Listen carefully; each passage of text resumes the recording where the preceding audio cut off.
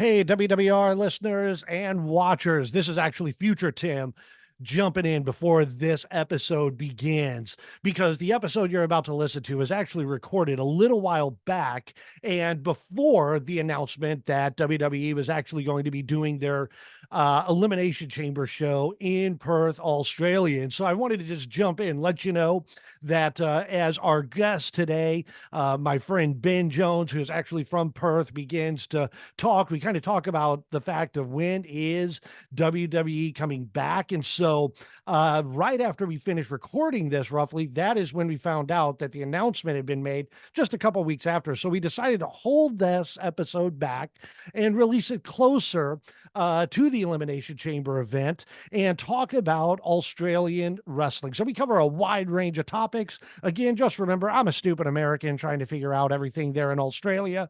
Ben is the resident expert down there in all things in the Australian part of the world. And so I appreciate him with that. And so anyway, I hope you enjoy this episode. We have more that are going to be coming out and putting out, and I'm excited about what's ahead for the rest of this year.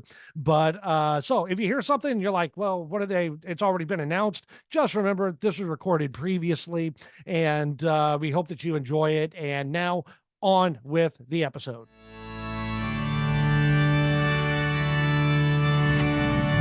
You're listening to Wrestling with Randomness with your host, the clergyman for the common man, Pastor Tim. Welcome to Wrestling with Randomness. Again, I am your host, Pastor Tim, and I am so happy that you're joining us today because we are going to have a lot of fun today with my guest.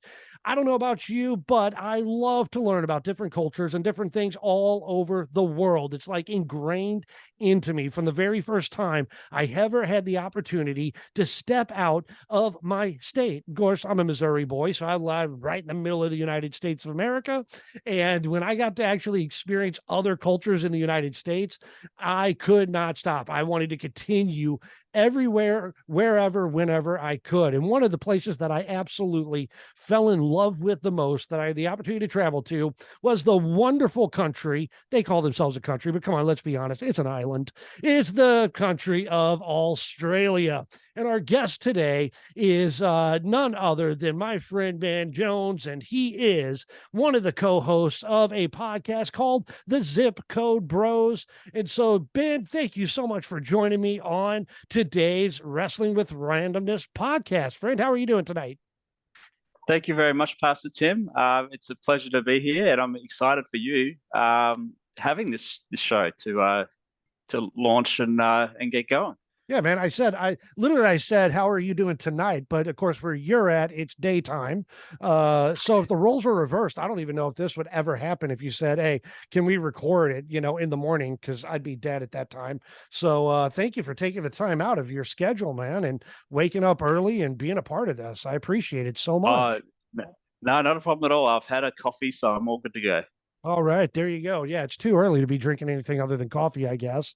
And that's just the way it goes. But Ben, obviously Australia, a lot of people, I said it in jest that it's just an island. But for a lot of people who don't know, especially in the United States, depending on where you're at, we have some really bright and intelligent people in the United States, but there's some areas where maybe others are a little bit not as bright. I'll be nice about it in that way. And they think Australia is just an island, but it's a pretty big landmass. And you are currently located in Perth, correct? Yes, right on the West Coast, one of the most isolated cities in the world, in fact. Tell me about Perth, man. What would somebody and why would somebody choose to live in Perth of all places? Well, that's the thing. It's when people visit Australia, they mainly go to the East Coast and hit up, Sydney, Melbourne, Brisbane, those cities, because they're the most sort of populated. But then to get on another plane to come out another 5 hours to head west, not many people think to do that. But we love it out here. We sort of joke to the rest of the country that we are our own country out here, and we love it that way. I did Sydney that's, I mean, most everybody, I think, pretty much flies directly if you're coming outside of Australia into Sydney. So I got to ask you, man, what do you think about the Tasmanians over there, man? Do you guys actually claim Tasmania? We some people refer them as our Alabama, Wow. and Okay. I mean I love people from Alabama. I've got a couple of good friends. Shout out to Adam from Bama, from the Kick Out crew. But it's all in jest. It's all in fun. I haven't actually been there, but I really want to go. I've heard it's just beautiful scenery. Yeah, I want to go there all the time. I'm truly, of course, here in the United States, especially for those in Alabama, they only know about the cartoon, the Tasmanian Devil, and that's probably the extent of their knowledge. But it always baffled me for the longest time. I thought Tasmania was its own country and its own thing, and then I learned right off Australia. I was like, holy cow, man! Wow, that's amazing. So I just got curious if you ever had the chance to go over there. But the follow-up question that I have for you, Ben, man, is tell us a little bit about yourself, man. What do you do for a living? Obviously, you co-host the Zip Code Bros podcast, which is on a weekly basis. Anywhere you listen to podcasts, I'm a subscriber. I recommend you to listen to that as they cover a lot of different wrestling events or recently wrestling people. But when you're not hosting Zip Code Bros, what's Ben doing? So I make a living as a self-employed disability support worker.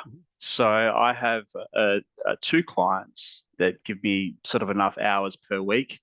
They've got a variety of physical and mental issues that I help them with their day-to-day living, and that could be including getting them sort of showered and dressed and fed to start their day, or taking them to the movies or to any sort of recreational activity that they like to do, and basically just try to assist them in enjoying life as best as they can. See, that's one of the things that I love about your story too, outside of like the podcasting, is one of my best friends here did something similar. She's no longer with us anymore. She had passed away a couple years ago, but that's what she did here. And of course, I'm based in Florida, and it seems like there's very few opportunities overall. Like there's a massive gap. We call Florida, especially where I'm at in my portion of Florida, it's nicknamed God's waiting room. And so everybody comes here waiting to die, they say, or something like crazy. But one of the things that's happened as a result of that is we have so many people that have needs or special needs, and the resourcing down here is it's lackluster. I mean, just to put it bluntly, it is very lackluster, and we don't have a lot of people like yourself that's able to step in and help those that truly need help. How is it there in Australia? If you can talk, you may not even be able to speak to this directly, but I know the entire system there that you guys have is very different. Overall, man, what's your experience with your line of work? Across Australia, or just even specifically in Perth? Well, the reason that I got involved in this kind of work is that because I have twin boys, Mhm. and they were diagnosed at 2.5 with autism. So their needs, needed to be met, more so than sort of kids that didn't have autism. So I found that I had to adjust my working life um, to suit their needs. My ex-wife at the time was, working in a very high executive level in her job, and I had to sort of dial back what I was doing, working in the government, to be able to facilitate, you know, different therapy sessions and, their school and all that sort of thing. So I took up disability support work to do sort of in between the school hours. And it led to the opportunity to run a dad support group for other dads who have kids on the spectrum. So I would do that on a Saturday morning, where I would, basically host a very informal group of dads to just have a coffee and a chat, exchange some ideas and tips. And it was a platform to sort of just vent, because only we really understood this kind of life. And yeah, and then it just kind of snowballed from there. Yeah, I think, even speaking about that, and not to go like too personal in your life and everything, but thanks for sharing too about even your own, kids and that process of working through and learning and adjusting with autism. I know with the church that I have down here, one of the charities where we always to like fill you in every month, we try to select a charity to be able to support that's outside of our church, that's independent from our church, that we don't control. In the United States, I don't know how it is there in Australia, but in the United States, one of the things that happens with a lot of times in churches is, so a church will exist and then they'll start a ministry within their church or a charity within their church. And so the church gives to their church charity that then turns around, will do the charity in their church and then go to another church charity. And so it remains within that cycle. So one of the things we decided to do was, let's give to charities that are doing something where we're not in control, but we're really helping to equip. And one of those is an autism group here that helps do supplies for the education department in our local county for children that are on the spectrum to be able to learn and have the tools, because quite frankly, where we're at, Ben, there's not like the government funding for like that specialized education is not what it should be. And what we find is a lot of our teachers here are self-paying from their own, salary and things like that for just resourcing to be able to teach and equip these kids, which is a tragedy, in my opinion. This isn't a political thing. This is a humanity thing that I'm talking about. So anybody down here in Florida, you disagree with me and you're upset about that, sorry. That's my opinion. We're speaking from a humanity standpoint, is our teachers should not be spending out of their own pocket in order to teach these children in a way that they understand. So I commend you for resourcing not only, for your own children, but also parents. That's a huge, huge gap that's missing. And unfortunately, man, where we're at, we're failing at it, or at least definitely not living up to our fullest potential. Yeah, and the thing is, autism is so common now, and I think more and more people are being diagnosed every day. I believe in Australia, it's 1 in 100 people have an autistic diagnosis, and I think that with the more awareness, the more perhaps diagnoses are going to come out, and like you say, the government need to step in and realize that and help support these people. Yeah, and I would encourage, if you're listening to the podcast, anybody that's out there, that this is something that you want to learn more about. Here's the thing: it doesn't matter what state you're in, or province, wherever you're listening, is step out, learn more about it, find a charity. There's tons of groups that are out there that just need support. And sometimes it's not even a financial thing. Sometimes it's, hey, can you just help us separate this? Can you help us just be a presence in this place? And so I encourage you to step out and find one that's in your area. You can make a small difference in your mind can be a big difference in somebody else's life. And I've said this before, you may not be able to change the whole world, but you could change somebody's world by simply stepping out and saying, what can I do? And then do it. So I encourage you, Ben, before we move on, man, and we did not ever, by the way, we had no intention of actually going into all this, and this is not pre-planned, but offhand, man, is there anybody that is in the Perth or the Australia island or country there that is there an autism or an autistic charity or anything that you know of that you'd be willing to recommend or point people in a direction to learn more? The Autism Association is what they're called. That's the company that I worked with to run the dad's support group. And I know that they help my boys out with the early intervention stage, where my wife and I had no idea what we were doing. But they really sort of took our hand and walked us through it, and just it was a much easier path having that support. So they're the biggest group here in Perth. Like I said, encourage. There are resourcing out there. If you have somebody that's dealing with this and you say it's not something you're faced with in your life, but you know somebody, whether it's in Perth, whether it's in the United States, in one of the states, up in Canada, and a province there, reach out. There is help. There is assistance. You're not alone. On the screen right now, if you're down in Florida, is a couple of the charities that we support and recommend that are doing great work, that are responsible with the resources that they've been given. And I know it'll go a long way. Well, Ben, man, the main reason we're here today talking about it is something that is completely unrelated to everything we've talked about so far, but is fun and a little bit more lighthearted. And that is the world of professional wrestling. And in Australia, in the United States, and it seems like all over the world, professional wrestling is taking over, and Australia is no different. It has its own wrestling community, its own wrestling culture and history. But I want to ask you, because you host, like I said, Zip Code Bros, which is wrestling centric, and so I got to ask you the first question: how in the world, or what in the world, got you involved into the world of professional wrestling? Wow. It was actually my dad who introduced me to it, because back in the 80s, I'm 46, but back in the 80s, the A-Team was my favorite TV show. If you have a problem, if no one else can help, and if you can find them, maybe you can hire the A-Team.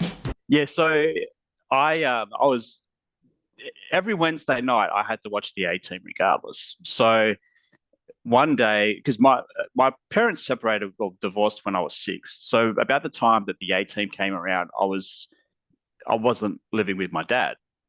But I remember he phoned me up once and said that Mr. T was going to be wrestling in an actual wrestling match, and I didn't know what wrestling was. So he recorded the very first WrestleMania for me on VHS for the young ones watching, and I watched that main event, which was Hulk Hogan and Mr. T versus Roddy Piper and Mr. Wonderful. And I was hooked right from that moment. And I watched because of Mr. T, but I became a wrestling fan because You're, I mean, a little Hulkamaniac. That's what I've said on the past here on this show. That's what got me into wrestling. I think the vast majority of people into wrestling was the Hulk Hogan era. And it's always interesting to hear different people's perspectives on stuff. So that's so cool, man. Going so all the way back in, even in Australia at that point, you're hearing about WrestleMania 1 because of the A-Team, Rock and wrestling, kind of that crossover. And that's what really brought it here. That's amazing to think. And just stop. Obviously, the majority of people that are listening to this podcast are going to be from a U.S. perspective, but just stop and think about that. How pivotal those that hate on Mr. T and hate the celebrity connection. Because of that, it literally goes to multiple countries that tie in. And that is the genius of Vince McMahon tying in and seeing how do we take this global. So that is amazing. I remember I even had, dude, they had toys. Did you ever have any of the A-Team toys? I don't know. oh yeah, I had them all. I had the A-Team van, baby. I was just going to say, my stepdad actually cut the roof out of the A-Team van so I could put the figures in the actual van. Yeah, man, I remember that. They actually made an A-Team van that you could not put the figures in. Your dad, man, being a genius. I wish I had that van. I'm sure it's worth a pretty penny if it was all nice and new in the box. But you get somebody like a Matt Cardona and he just open it and ruin it. So who knows with wrestling figs, shout out to their podcast, listed to them. So, well, man, let's go down memory lane a little bit in Australia. And when I sent over some of the history on this, you were straight up. You're like, dude, I don't even know about some of this stuff. And I was like, yeah, me neither. But let's just mention it. So wrestling has a long history in Australia. And first off, right out the gate, to help educate everyone, the Bushwhackers are not Australian. Can we get that out of the way right out the gate? That is correct. Okay, they're from our cousin nation of New Zealand. That's right. I'm trolling you, by the way. You mentioned earlier before we started recording saying, hey, I love your background. And the best piece is actually trolling you, which is behind me, which is my little key. All blacks. Look at that, baby, right there. See, wow. So Unreal. I'm surprised the podcast is you're still on recording with me, but I got to throw that out there. But all the way back in Australia, man. So it starts out wrestling's very first what would be considered world champion, George Hackenschmidt, actually toured Australia in the early 1900s. Which is amazing to me from the very beginning. Like Australia's on the map of this guy going down there, and it's kind of hard to find like reliable information about his time there, but he's considered wrestling's first world champion in the early 1900s. Where does he end up wrestling? All the way in Australia. So you guys have a long history there. Do you remember that tour, man? Did you go see George Hackenschmidt as old as you are, man? Yeah, yeah, of course. Yeah, I was in my early 20s when I that That's awesome. when you sent me that, I had to Google it because I had no idea. Mm-hmm. Which goes to your point that it's such a rare gem to find that info out. I was blown away as I started looking at Australian wrestling, and we'll get into some of the stuff that Australia is more known for. But the other thing that caught my attention was the very first WCW. And no, we're not talking about Ted Turner's WCW. We're not talking about World Championship Wrestling out of Atlanta. The very first WCW, World Championship Wrestling, the original one, was out of Australia from 1964 to 1978. It exists. That blew my mind because I had no idea there was any other WCW other than WCW out of Georgia and Atlanta and up in, wherever the Carolinas, WCW. Man, did you know that yourself, or was that new info? Yeah, I knew about that because that's what my dad grew up watching with his parents. Mm-hmm. It was quite it was must see TV back then, because obviously they didn't have, VHS or any ability to record, so they had to sit around and watch it as it happened. Is there a lot of footage of that out there floating around to see? I mean, yeah, many years ago, I actually bought my dad a 3-disc DVD set of the best matches from, the WCW from down here, and my dad used to go to some of the matches because they would tour nationally, mm-hmm.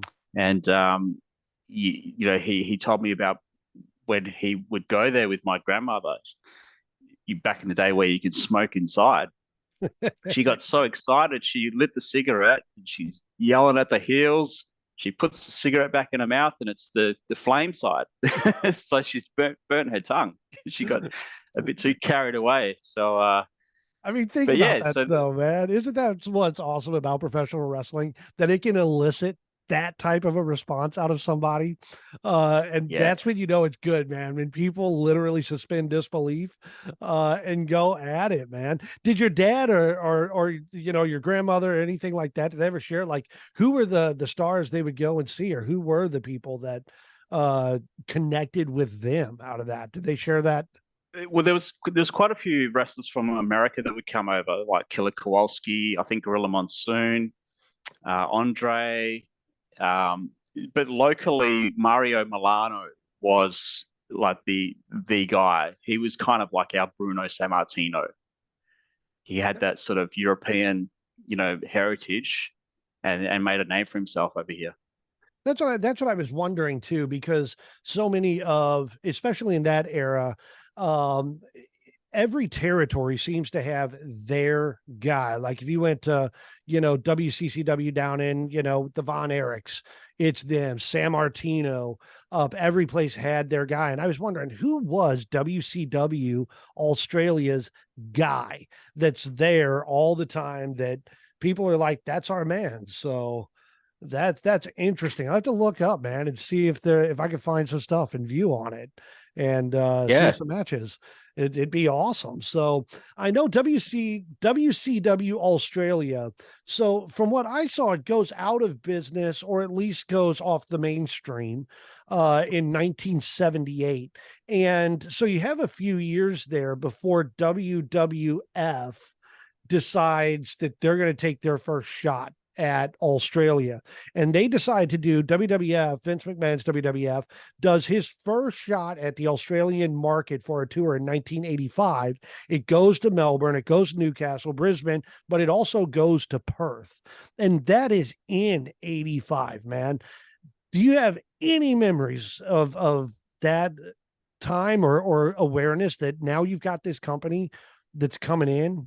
Well, I went to two shows here in 1986 that Mhm. the WWF ran, and by that time, between 85 and 86 of like this tour, you had the action figures, the LJNs, you had the Hulk Hogan cartoon, you had all the MTV rock and wrestling stuff going on. You had Hulk Hogan appear on the A Team twice.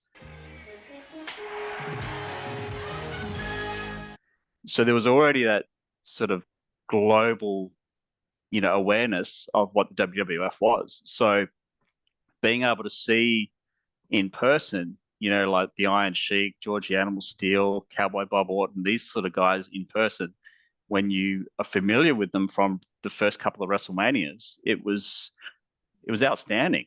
Yeah, it was the best thing that ever happened as a kid. Do you think inadvertently, I mean, because you have such an awareness that's going on, and at this exact same time in the United States, all the territories are dying. I mean, they're just being picked off one at a time.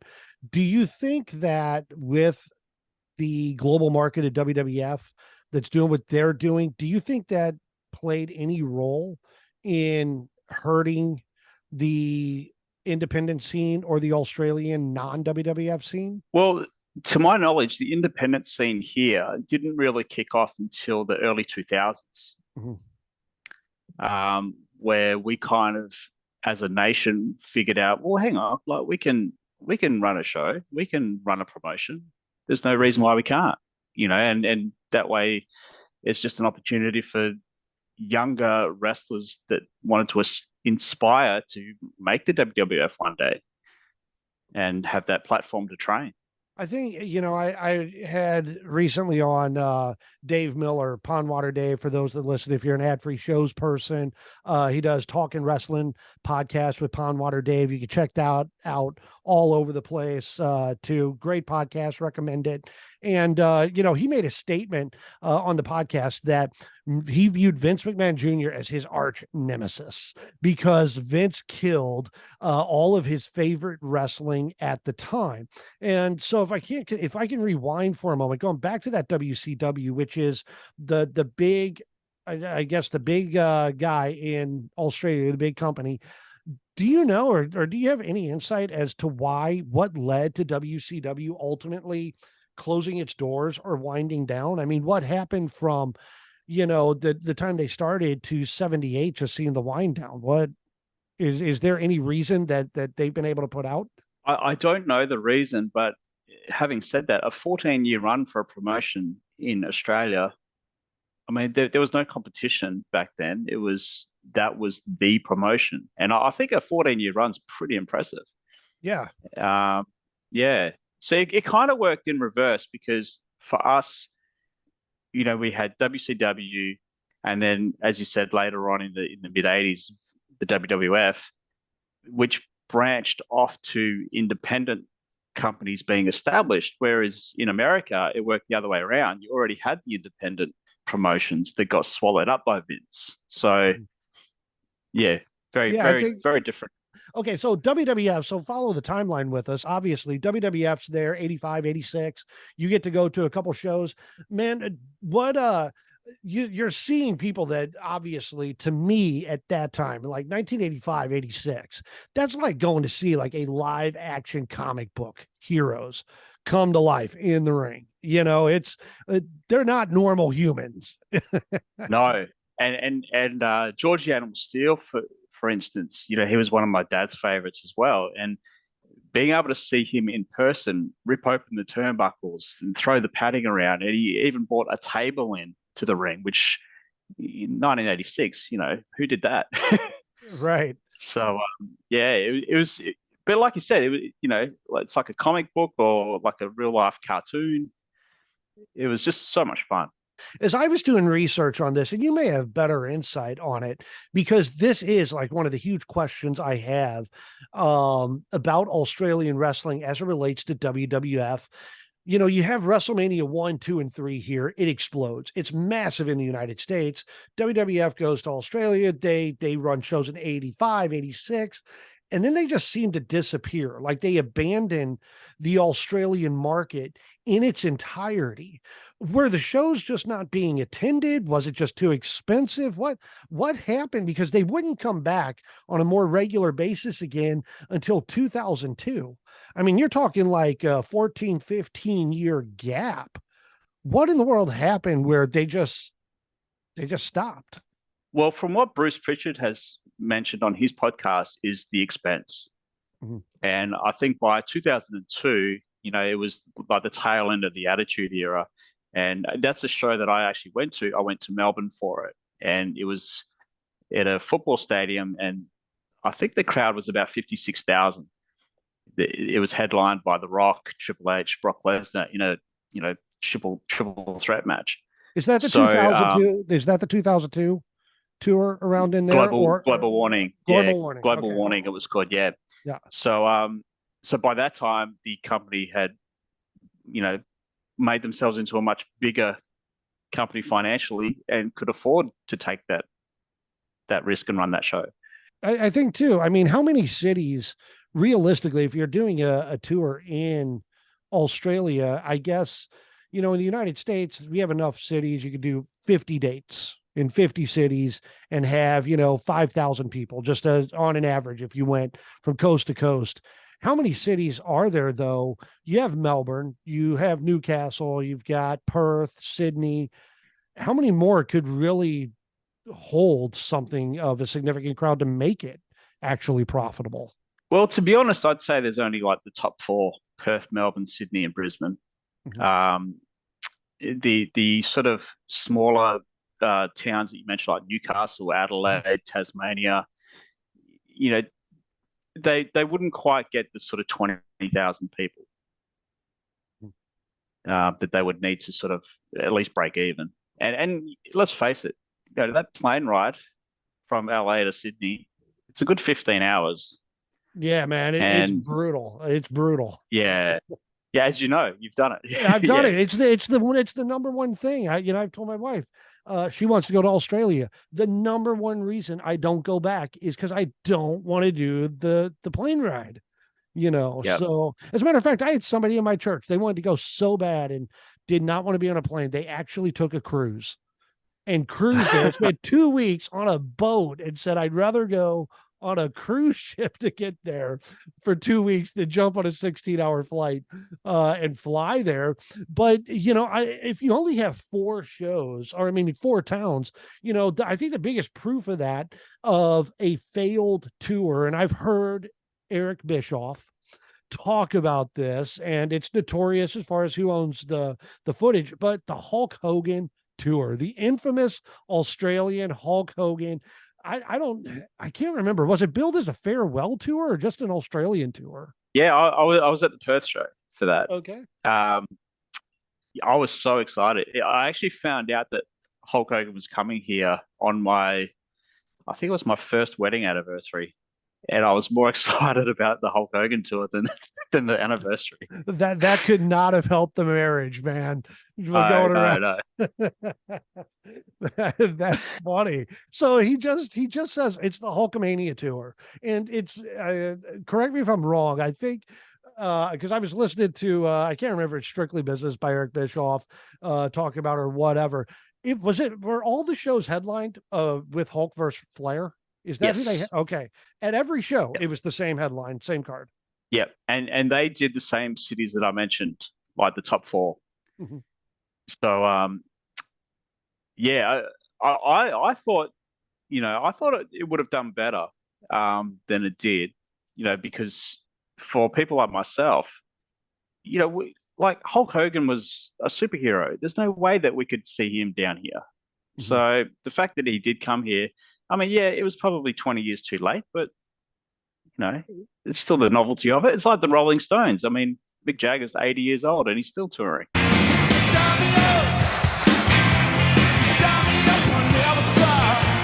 Yeah, I mean that's one. He was just the Stones played when they played the United States, and at this point they'll do 5 dates and call it a tour. But they played Miami, man, and it was packed out just to go see the Stones. So yeah, I can totally understand that with Hogan going down and doing an Australian tour. It baffles my mind because they say it's kind of a losing money proposition. There's a lot of theories on what went wrong and who owns the footage. Not a lot is out there. If you really dig in, you can find like footage, fan shot stuff. But in your opinion, how was the quality of the Hogan Flair matches by that point, knowing that they're up and Hogan having limitations physically and everything? Do you remember what the quality of that was even like? It was rubbish. Yeah, Mhm. there's nothing to be sort of hanging out waiting to be excited for. It was just a nostalgia act. That's all it was. Do you think Um, possibly then, Ben? Do you think possibly, Ben, conspiracy theory here that one reason they don't want all the footage out is maybe because it's not up to what it should have been? there's probably that, but also lack of people in the crowd. It's not very TV friendly. I hope it comes out at some point. I think it's just from a wrestling history standpoint. I hope it comes out and it's something that people are able to see because man, it's this entire moment in time that over here it's legendary. I knew about it happening. I mean, it made wrestling news that this was happening over there. And I was jealous at the time because I'm like, dude, it's Hogan Flair, and to be able to go see them and the way it was built here, from my perspective, and what I remember seeing, the way it was built here in the promotion was, dude, they were doing like stadiums, brother, that Mm. type of thing. And it's Flair and Hogan and all the legends. And of course, the reality was a little bit different for the entire tour. But man, it would have been cool to see. You got to go and see that. That in of itself is something to cherish, regardless of the quality of things. Was Orlando Jordan on that tour? I can't. Yeah, I believe he was. Yeah, I can't remember the name that he was billed under, but I remember seeing him there, and it was Umaga's last run as well Yeah, before you're he right. Yeah, yeah. Umaga's was away. last go Yeah, around. See, that's why that footage needs to be out there, regardless of anything else, man. Is just that because I remember like Orlando Jordan. I know he had his run in Impact or TNA. I think it was may have been Impact, changed the name by that time. But they had like different talents on there too, man. That it wasn't just nostalgia. You did have other people. Do you remember the Umaga match at all? Do you have any memories of that? I don't remember that. I know he was involved in the run-in at the end because that's how the Hogan Flair match in Perth anyway ended with just people running in and causing chaos. Um, but Shannon Moore was on the tour, Mr. Kennedy, The Godfather, Val Venus, Brutus Beefcake. They're all known as Oh something my else though. goodness. See, but Brutus Beefcake. Man, now it all makes sense. I finally understand why that tour did not sell. So thank you for that. We have solved the mystery. Brutus there it Beefcake. is. I love you, There it brother is. Brudai. The Zodiac. Yeah. If he only came with the right name. So man, let's talk about that. Let's switch from there. So you have all this stuff that's happening in Australia, but one of the things that's always interests me, man, is Australia. If you really stop and think about it, there's been always been popular Australian gimmicks and wrestlers. Obviously, we said at the top, the Bushwhackers are not Australian. Okay. Americans, US citizenry, get it through your head. They're from New Zealand all the time. I still hear people refer to them as Australian, but I just want to run through a list of names and just think about the impact that wrestling in Australia had in the past as well as currently. First off, blast from the past. And my buddy, I'm going to shout it out. Shannon, if you're listening to this, I'm calling you out because this dude, one of his all-time favorite wrestlers, I kid you not, is Outback Jack. I was hoping you would not say that, Dude, but that's where you went. I'm embarrassed to actually say it Well, myself. I'm embarrassed for him. is it favorite wrestler or favorite jobber? Dude, okay, my buddy, he absolutely loves Outback Jack. Like he goes, so this is the middle, the time, just to put it in, the middle of the United States and the state of Illinois, we would talk. He's like, oh yeah, man, I saw he keeps all the programs from when you go see. He's like, yeah, he shows me his programs with Junkyard Dogs wrestling on the bill and Andre the Giant. And he always brings up freaking Outback Jack. He's like, I loved Outback Jack. And I'm like, dude, you are the one and only person I know who probably bought a ticket to go see Outback Jack and not Andre the Giant. So it blows my mind. What's your opinion of Outback? Right place, right time. That's it. Because, if it wasn't for the Crocodile Dundee movie, we wouldn't have had Outback Jack. Oh yeah, man. He had my buddy, he's got he was looking for a long time. I think he got it off eBay, man. Like the boomerang. I think that was the gimmick that you go buy, like Outback Jack. You get like a paper boomerang or something from him, and the piece of merchandise. So you have Outback Jack, the notorious Nathan Jones. Yeah, I remember. Yeah, I remember him from being a stunt actor for some of the Jackie Chan movies. Now they said with Nathan that he was notorious. I think it was like a prisoner, one of the most dangerous men from Australia was how he was billed. So you had obviously Nathan Jones, Tennille Dashwood, who came in for WWE as Emma, and her exit was a little notorious, but a lot of fun, wonderful person to watch, very entertaining. You have Buddy Matthews, Rhea Ripley, Peyton Royce, Bronson Reed, Grayson Waller, Indy Hartwell. I mean, the list goes on and on and on of people that are wrestling. And right now, think about it. I mean, Rhea Ripley, is there a bigger Australian name right now in wrestling that's hotter than Rhea Ripley? Let's just say she's an all-around talent. She is an all-around talent. That's a wonderful diplomatic way of doing it. See, y'all think Aussies are just like, drinking beer and, rowdy bunch, but Ben's here to put some class into the Australian, mythos here in the United States. So to piggyback off that, I don't actually drink beer at all. So there you go. I know, man.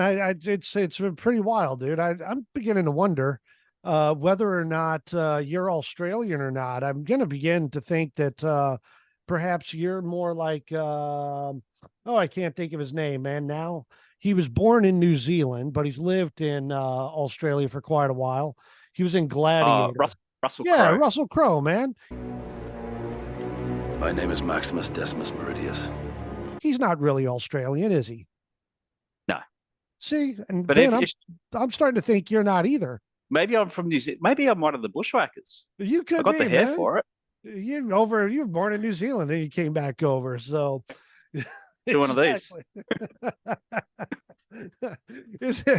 It blows my mind how much, man, that got over, but it was awesome.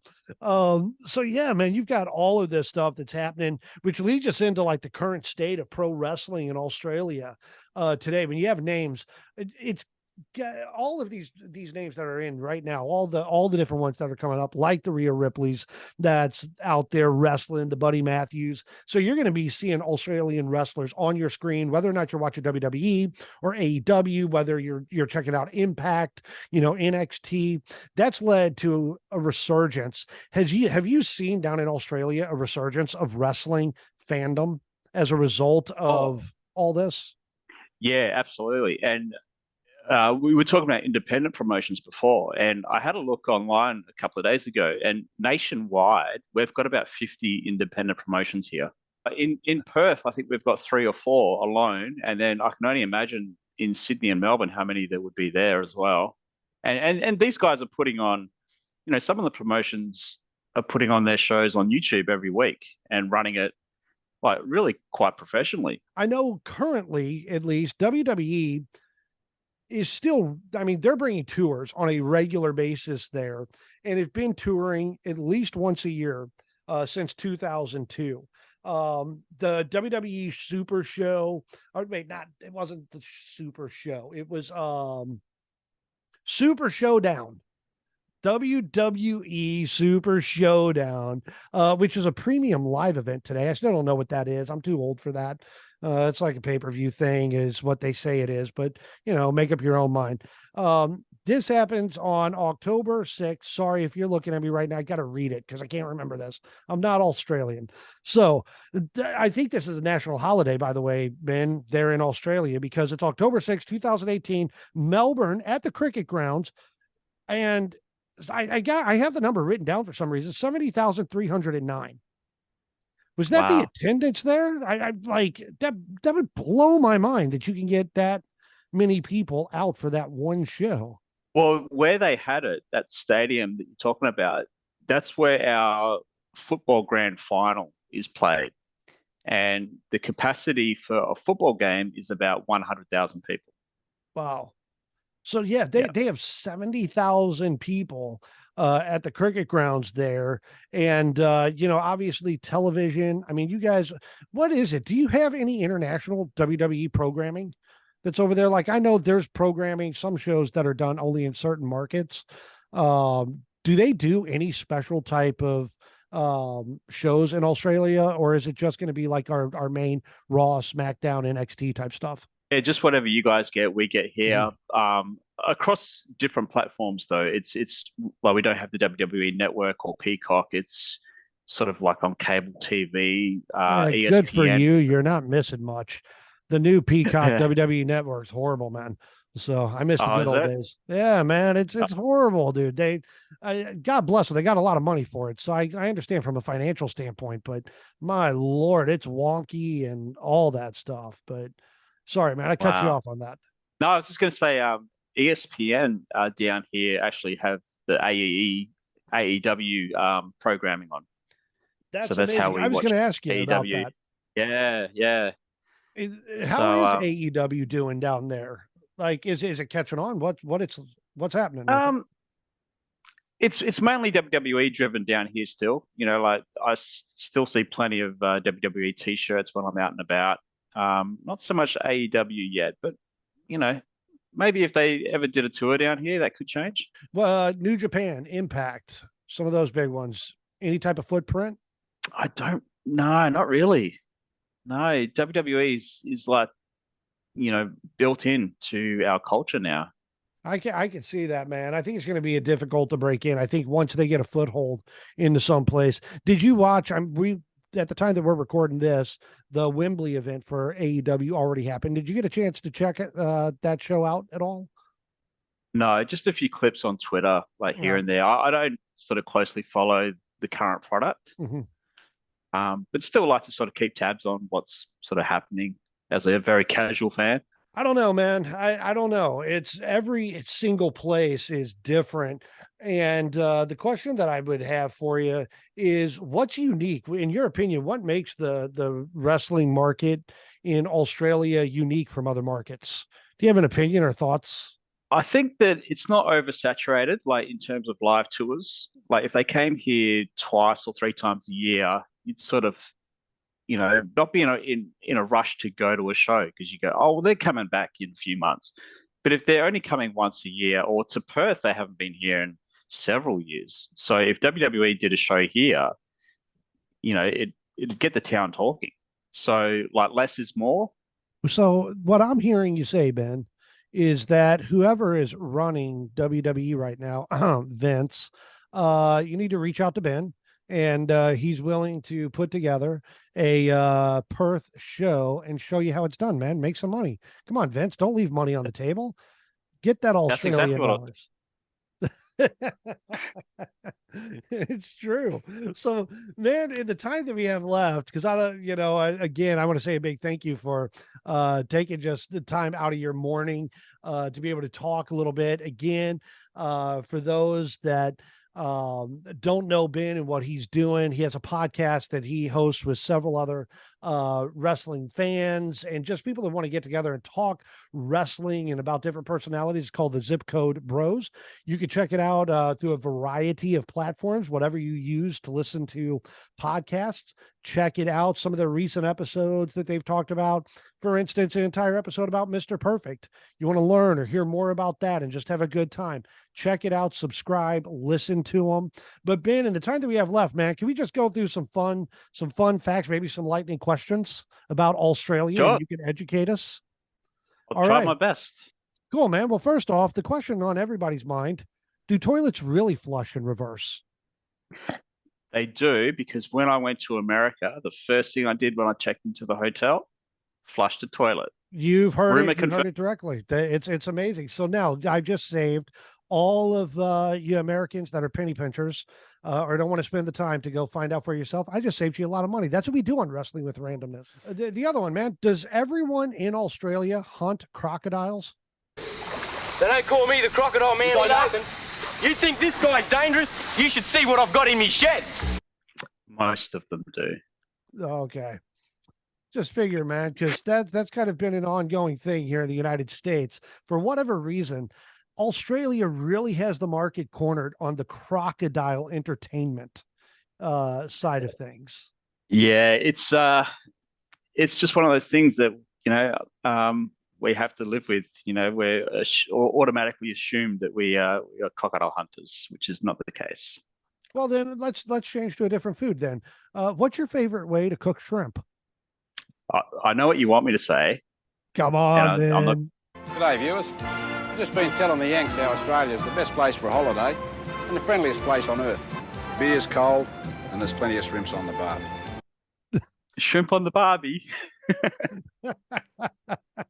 I hadn't thought it. See, you don't want to talk about crocodile, man, right there. Okay. What's your real way to cook shrimp? Okay, so we call them prawns, not shrimp. No, you all are fancy, man. See, that goes back to that No. British things. Y'all are too fancy for us. The best way I want my prawns is on a pizza. My goodness, man, what is going on down there? That is craziness. All right. So a legitimate question. We don't do politics on Wrestling with Randomness, but we do have two different types of systems here. And I have a legitimate, serious political question. Comes in from a good listener of Wrestling with Randomness. His name's Tim. Why isn't an AC/DC song the national anthem of? A good point. And I think that we need to get that campaign going. I think it's like something for those about to rock. We salute you. It has a saluting type thing. So very reminiscent of, something patriotic. Speaking of AC/DC, I'm about a 5-minute walk away from a highway, which was the inspiration for Highway to Hell. I'm on a highway to hell. It's actually called Canning Highway. Oh, well, they need to change it to just call it Highway to Hell. So, there you go. Get a fan petition going. And I guarantee you it'll be a tourist spot that of itself, man. All right, Brian Johnson or Bon Scott? I got to go Bon. What? Bond's the only one? That's who you're going to go with? Bon Scott. All right, man. The original. All and right. the Perth boy. So. There you go. Yeah, true. So, so that goes in, of course, when you're dealing with crocodiles and all that. Another good question. What exactly is a knife, according to Australians? That's not a knife. That's a knife. It's not a fork. It's not a spoon. It's not a butter knife. I wish I had one to show you, but we don't sort of carry around knives like that. Okay, man. It's only in the movie. That's a big one. Another one that I have real quick, man. Are kangaroos just giant rats? I guess they are. That's a good way to look at it. Yeah, just a giant rat, man. All right. A giant with a pouch. Yeah, okay. That can hop. Well, if you ever go to New York City, man, or just look it up on YouTube, man, you'll see some rats up there. That makes me think, man, that a kangaroo is just a giant rat. Because I think they're starting to mutate. It could be a combination of a rabbit and a rat, perhaps. Okay, next question. No. What is the best thing about Australia, and why is it baby koalas? Baby koalas are right up there. Okay, so you mentioned before we're an island. I guess we kind of subconsciously live like it's an island. We're a bit laid back and carefree at times. It's just a very relaxed place to be. no real stresses. We try not to take life too seriously, but we also try and be good to each other. So, all right. Now help us with the science because we like people to learn too, man. A duckbill platypus. How did that happen? how did it happen? Oof. What kind of crossbreeding do you have going down in Australia for that type of animal to exist? You see, Man Bear Pig, eventually, he gonna kill everybody. I'd rather not know. that platypus is actually featured on our 20-cent coin. I see, man. I'll be honest with you. When I went to Sydney, went to I can't remember, it was an aquarium, a zoo, whatever they called it, down there. And my whole purpose was was because they had a great platypus exhibit, and that was the first place I headed to. And that's when I heard that those little suckers can be pretty dangerous if you're not careful, man. So I was like, "Ooh, nice and cute, but be careful." So look it up. We're not going to explain it to you, but be careful if you found yourself in a body of water with platypuses. They can bring the hurt real fast. All right, so I'm going to go down a list of names, man. You represent right now all of Australia, all right? So every single person in Australia, you are the ambassador for your country too, the United States of America. So what you say here is official. We're going to take it as official. It is not up for dispute. So if anyone is listening that may disagree, Ben is the cultural ambassador right now for Australia. Here we go. Who's better in your opinion? Kylie Minogue or Iggy Azalea? Kylie Minogue. Okay. The Bee Gees or AC/DC? AC/DC. Ah, man. See that? I figured that would be the case. All right. All right. In Excess or Savage Garden? In Excess. Dude, man. See, this is where the cultural divide comes in. All right, Nicole Kidman or Cate Blanchett? Cate Blanchett. See, that was a trick question because I would say Cate Blanchett too. Nicole Kidman, I don't know. Still Australian? Who knows? I think she's living in Nashville now, man. So I don't know too many Australians. She was actually born in Hawaii. You're a phony. She's not one of us. She's not one of us. Yeah, she's not there, man. So see, that's why we have an official cultural ambassador on right now. Okay, Hugh Jackman or Chris Hemsworth? Hugh Jackman. All right, Rebel Wilson or Margot Robbie? Margot Robbie. Oh, yes. Come on now. What are you basing that on? Just no reason. Oh, okay. All right. I'm going to go with Rebel Wilson because she's hilarious. All right. There's another real serious question. Should Crocodile Dundee, Paul Hogan, be the Prime Minister of Australia? No. Oh, my gosh, man. You are breaking my heart right now. Oh, he is the most beloved Australian here in the United States. Is he beloved in Australia? Okay. He is beloved, but he's the reason for the shrimp on the barbie phrase. Exactly. So kind of like, yeah, he's done some good, but he's done some. See, I've already made the references, shrimp on the Barbie. I also made the reference to the knife. It all has to do with Crocodile Dundee. Crocodile's all there. Man, with Paul Hogan, dude, do you think if he ever ran for something like major that he would be able to actually be successful in politics down there? I don't think it was even because Donald Trump is like sort of the first recent entertainer to be president, right? Mm-hmm. So, you could argue Ronald Reagan back in the day, but I don't think a celebrity actor would do well in politics down here. So what I'm hearing you say is for us to change our U.S. Constitution to allow non-U.S. born people to come and be president. And it sounds like to me that you're trying to actually sell me on a Paul Hogan U.S. president run. I actually like the sound of that. It actually makes more sense than most of our politicians here. I think I can get behind that, man, if we can make that happen. And I think you as a cultural ambassador may be able to actually start moving us in that direction. And why not, man?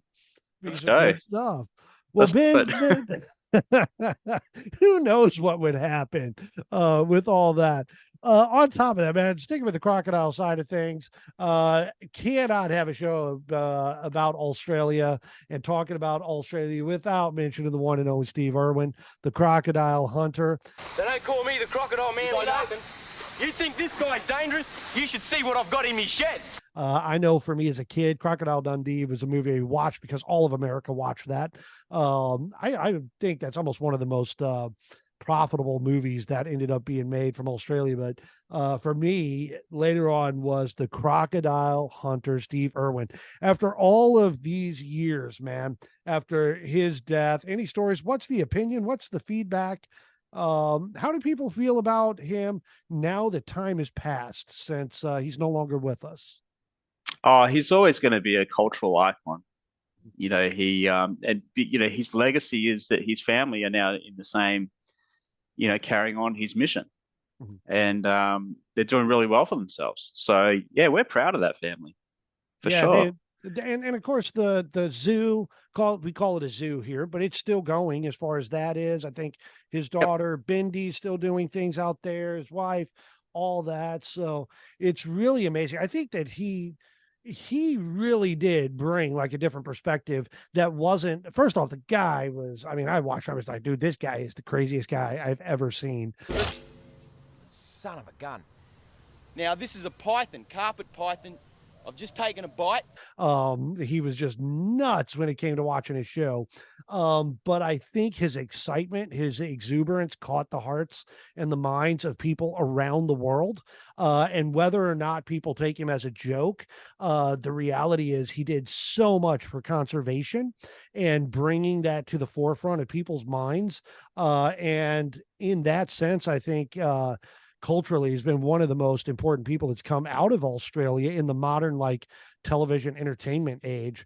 And so one of my things I'm disappointed if I ever get back to Australia is to go over and actually see his facility that he has there and all that, because I'm in southern Florida and that's one of the things we're constantly battling is conservation down here with the Everglades, everything going on with that. It's an ongoing battle with invasive species, how to handle stuff. And I know down here in this part of Florida, a lot of people still cite him as an inspiration for getting involved in conservation in the Everglades and all of that stuff. So incredible. Anyway, moving on, and again, kind of wrapping us up here, man. Ben, I've mentioned it a couple times already, but you do have the Zip Code Bros podcast. What do you guys got coming up here in a couple of weeks? I don't know when this podcast is dropping, but like I said, you've talked about a lot of different shows, but can you talk a little bit, help our listeners understand what Zip Code Bros is, and tell them a little bit about that and how they can find you? Yeah, so there's myself and three other guys as part of the ad-free shows community, where we get together every week and talk about mostly retro wrestlers. Like we'll cover, like tomorrow we'll be recording one on Brock Lesnar. So, I mean, he's not really retro, but we like to sort of talk about our own experiences and memories and favorite moments. We ask for questions from social media that they want us to answer. And we've got little segments like, I've got my dad jokes, and Adam's got his fatal four ways. And yeah, a bit of a mental health check-in as well to make sure that we're doing good this week. And yeah, so it's a fun little project to do. And but yeah, we're on Twitter at Zip Code Bros. Check it out. Like I said, I subscribe to Zip Code Bros. They're always asking for questions, things like that. I guarantee you, eventually they're going to hit on a subject that you like. So give them a try, listen. You'll enjoy it. If Jimmy Sorensen's out there listening to this, Jimmy, I love you. And yeah, there you go, buddy. So there's your one shout out. But anyway, we're also on YouTube as well, for those that want to watch. Yeah, absolutely. Yeah, because you guys do a video version too that's on there. So check it out. Well, man, Ben, is there anything else you want to plug or anything you want to share or set the record straight to us ignorant Americans? No, I've had a great time talking to you, Pastor Tim, and like I said earlier, I hope your podcast goes really well, and I'll be listening every week. And yeah, I just really enjoy getting to chat to some my new American friends. So if anyone wants to reach out and ask me questions about Australia, or if they're coming down here and want a tour guide, hit me up. There you go. Well, guys, I want to say a big thank you to Ben for joining us. And it's just been fun, lighthearted talk, some serious stuff at the beginning. I want to remind you, again, with everything that we talked about, check out some of the links, if you're watching on YouTube, to some of the charities that we've talked about, whether it's getting involved in just volunteering, whether it's autism, some of the indie shows in Australia, whatever it is. I hope that over the course of this past hour, that it's been entertaining, fun, educational. And check out Zip Code Bros, and I'll be right back to help wrap us up.